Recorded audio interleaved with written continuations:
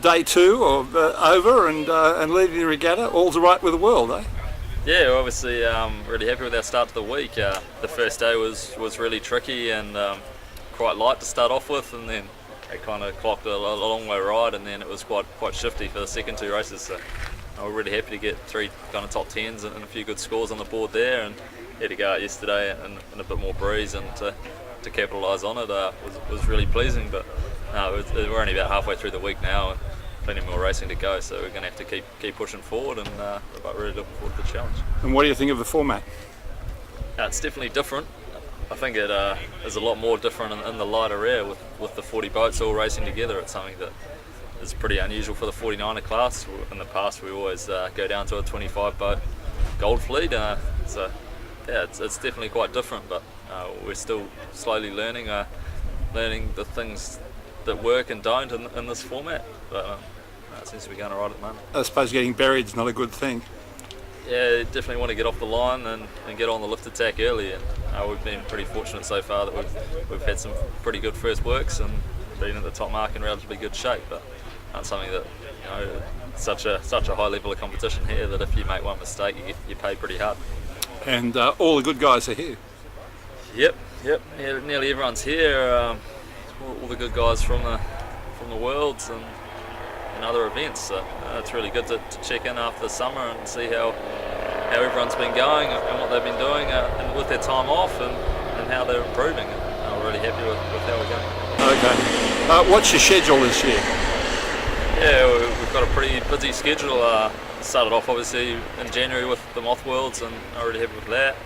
And we've just come from Palma, the Princess Sophia Regatta, now at here, and then for the 49er we move on to Sail for Gold next, the Europeans, the Test event, the Worlds, and maybe the World Cup final. So we're a pretty busy year there, and also the 3AC events in the mix as well. So hopefully the Cup World kind of settles down a little bit, and we can just get racing on that side as well.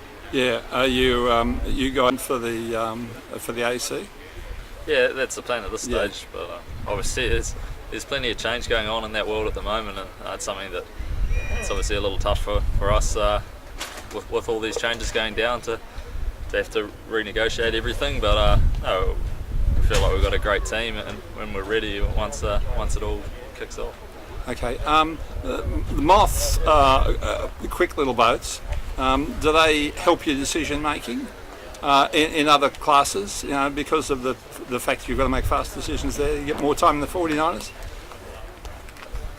Yeah, yes and no. They're quite different boats to sail, and you definitely learn some things, but some things are quite different to the 49er.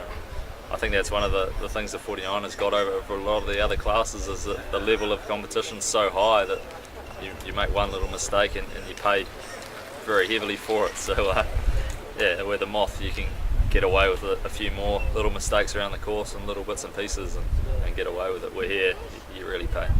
Well, looking at your results, it looks like you haven't done much wrong in this class for a while.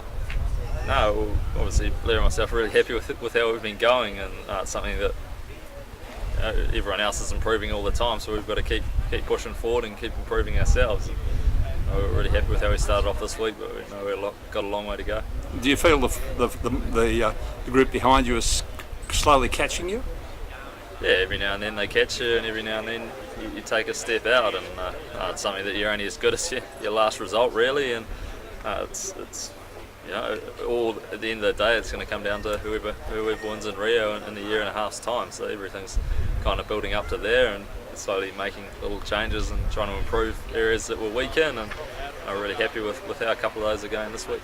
You must be the youngest Olympic veteran around. Is that you've got a lot of Olympic experience under your belt now, more than other people of your age?